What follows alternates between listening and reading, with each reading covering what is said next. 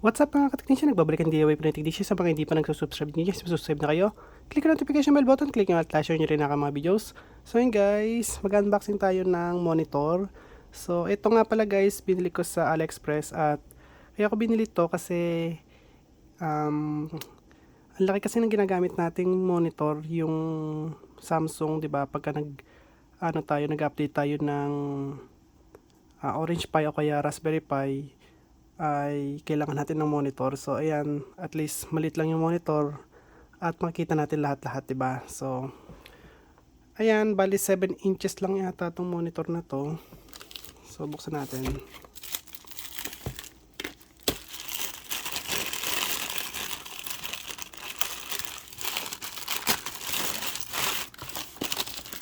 So guys, pwede niyo ma-skip yan kung gusto niyo skip.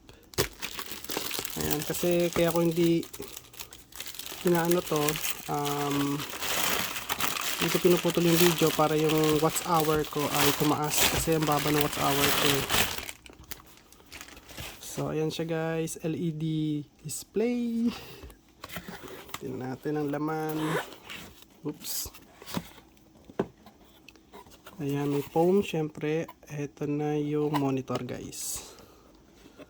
Ayan, ang liit lang ng monitor. Oh, manipis lang siya. So wait lang, bago yan. Tingnan natin ito guys.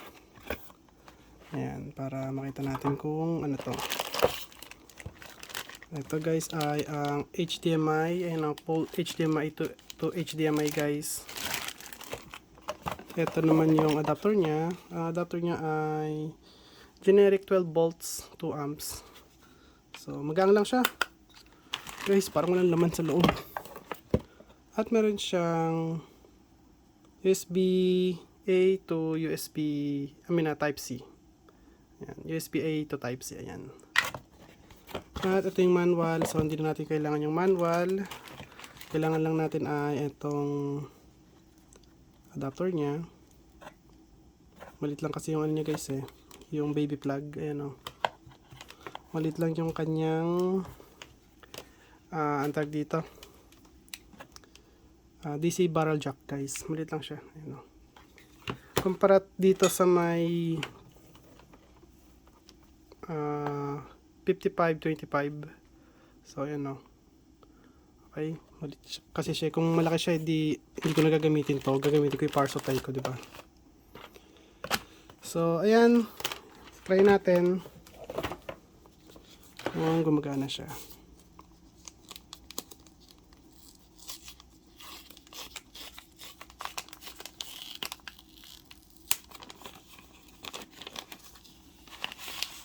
Uy, bakal guys. Bakal oh.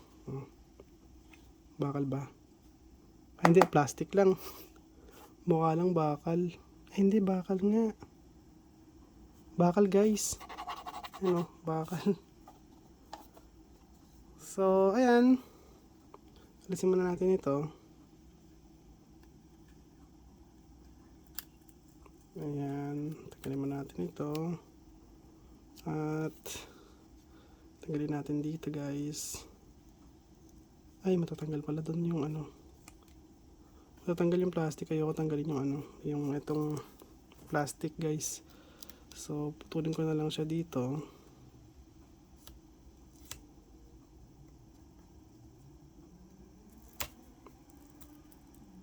Ayan. So guys, putulin ko na lang din dito. Kasi ayoko tanggalin yung plastic kasi nakadikit yung tag dito, itong masking tape.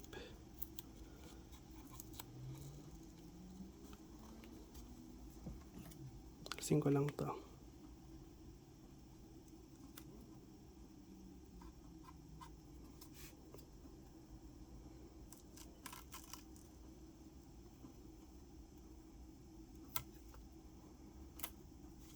Ayan, para ito guys para hindi magasgasan, at least nandiyan pa rin to. So bale yan guys, kung nakikita nyo, ito yung pindutan niya.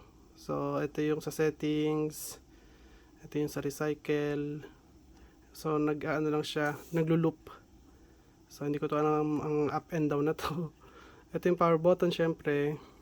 At ayan siya guys.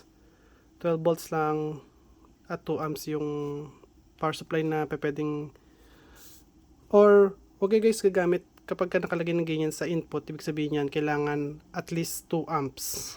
12 volts at 2 amps. Pag kayo gumamit 12 volts at 1 amp, mababa yun guys. Okay, baka magkaloko-loko. So 2 amps pataas, pwede. So ayan guys, sa input, ito yung lalagyan natin ng adapter. Ayan, ito hindi ko pa sure to guys eh. Ayan, so headset, kung gusto nyo marinig guys, gagamit kayo headset. Ito yung full HDMI. Ito yata yung 1, ito yung 2. Ayan. So ayan guys, tignan natin. Stand lang natin guys. Ayan. Ay, para siyang plastic. Plastic guys, kasi yung molding niya, plastic lang pala, pero mukha siyang bakal. Ayan, uy, makikita nyo pa ako So gamit ko stabilizer guys, naka-stabilizer ako. Kaya kahit na anong galaw ko, hindi malikot. Ay, paano ba ito? So lagay ko muna itong power supply, syempre. Ayan. I-power on natin siya, tingnan natin guys. Ayan, power on. Ay, power on na automatic. So tingnan natin guys.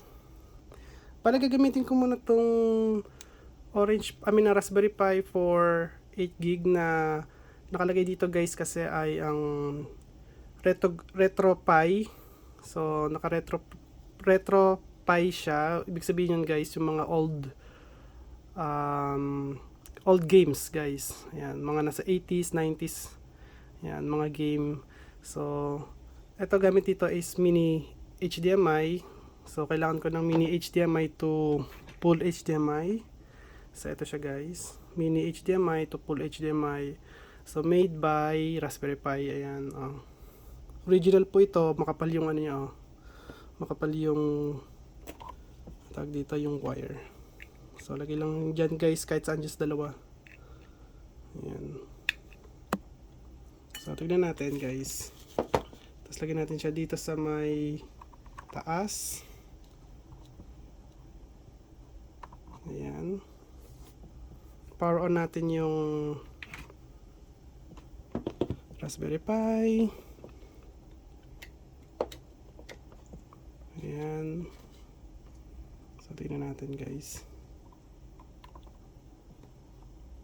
Power on. Tignan natin. Ayan guys, nagana. Ganda. Ganda guys. Bale, papakita ko sa inyo na ang gamit ko dyan ay itong controller. Ayan. So ito po ay PS5 controller guys. So Bluetooth siya. So nagko-connect siya dito guys via Bluetooth. So wireless po yung connection nila. So try natin maglaro guys. Tingnan natin. So ayan, nakita nyo, nagpasok na yung niya, files. So ayan guys, Retro Pi. So tingnan natin guys. Ang liit lang niya ng liit lang ng monitor. So ayan. Tingnan natin. Ganda. Liit lang. Tingnan yung ko, daliri. Thumbnail. Ayan, yung lalaki. Kung gaano kaliit lang siya guys. Wait lang natin ng konti. Kasi may binabasa pa siya guys. Ayan. Ayan na guys. Try natin maglaro ng kaya? Super Mario guys. Ay, ito pala. I-on muna natin to. Ayan, ay ilaw na siya. Ayan, okay na. Naka-ano na siya. Ayan. Ayan, tignan natin. Laro tayo guys ng game. Bloody Roar guys.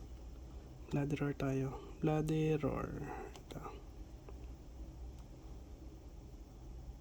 Ayan guys, para kitang-kita nyo. Hindi ko kayo nilaloko. At nagana siya. Ayan.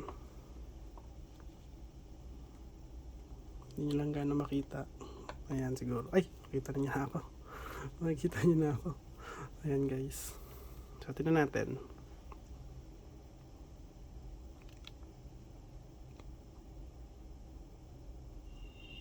Ayan, nagana. May ano pala, may sound pa siya.